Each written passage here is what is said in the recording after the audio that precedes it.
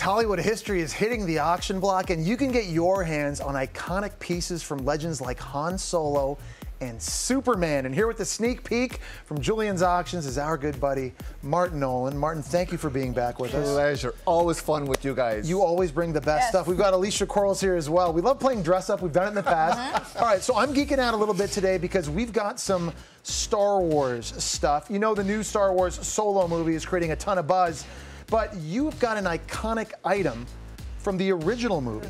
What do you got? Yeah, of course. Well, Han Solo blaster. Return of the Jedi, 1983.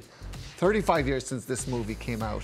So this is a fantastic piece. Comes directly from the art director, James Shoppy. Was nominated for an Academy Award for that particular movie. So really collectible, highly sought after. Harrison Ford, of course, as Han Solo.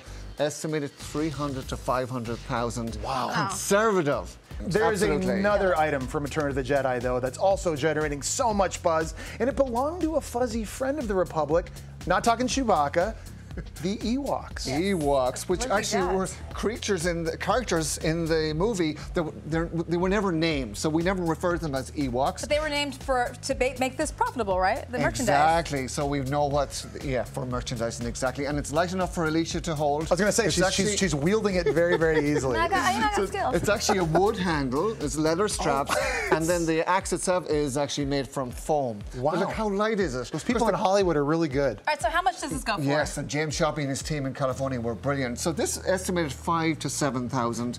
So they're very conservative because there was many of them. With this one, it's so unique and it's so Harrison Ford. With the Ewok axe, we're getting closer to my Right, me too. We can go half on it. Let's put that down just in case. All right, so moving from props to legendary costumes, this right here is incredibly rare. Tell us why. Yeah, well, this is, of course, Christopher Reeve, 1983, Superman 3, Warner Brothers movie.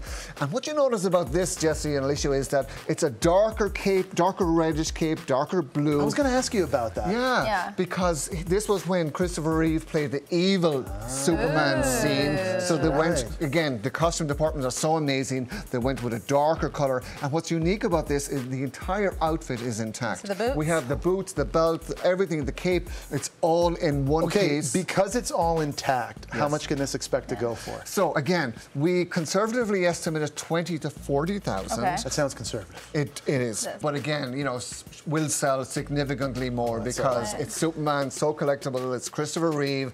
And, Who doesn't want that? Part of history. Exactly. All right, I love Superman. But next up, I know Alicia's loving this one. It was a costume actually worn by another TV personality. This is Valerie Voss's look, right? Absolutely. Okay, so she was a weather person on CNN after she worked at the Playboy Club, but tell us more about it. Yeah, so Valerie wore this in the Playboy Club in 73, 74. Of course, the Playboy Club was a supper club. It was very fancy, filet mignon, menus like that, which you wouldn't actually think about. And so this is a great outfit worn by Valerie, and then she went on for her career at CNN as a weather lady. But you look how tiny she was, and you see the lacing here. So Hugh Hefner's idea was this, to add a lace here. Little risque, but yet sort of, it was a modesty thing with the laces. But fun fact, the cup size had to be a 34D or 36D, and ladies, if you didn't have that, they would stuff it. And in the back, he wanted to show no T, but more A. So at the Playboy Club, they did the bunny dip, where you would dip like this as to not let the ladies out. You look like you've done that before. I mean, Jesse, it's research. Research, people. These clubs were very popular back then. They had one in Montreal. Jesse, I don't know whether you were there. No, I Thank you, Martin. Thank you. Establishments. Thank you, Martin. Oh, you're no angel. And they also had one in London. I was at recently, and Grace Jones was performing, and it was a lot of fun, and she's amazing. Okay, so how much is this going to get then? So estimated conservatively 3,000 to 5,000, but again, you know, because it's Playboy and now Hefner is no longer with us, and Playboy Bunny is sort of amazing. You mentioned the magic H word. Speaking of Playboy, the man behind the dynasty was also known for how he dressed. Hef's PJ's people are up for auction. Jess, you got Tell us excited about that. Yeah, seriously. Yeah, so this is, of course, is a beautiful silk robe. Hef always felt most comfortable in his pajamas and in his robes or his smoking jackets. It's a custom-made robe for Hefner. It's pure silk, of course, nothing less for our Hef. And the best. And the best, exactly. How much will this go for? So estimate 2,000 to 4,000. Again, it's a very valuable piece. He actually donated it for charity for the Hugh Hefner Foundation. So it. Now it comes back to the auction block. So again, this is a great piece. You buy the robe, I'll buy the bunny outfit. We'll lose a lot of weight. And we'll split on the axe. Yeah. Thank you so much.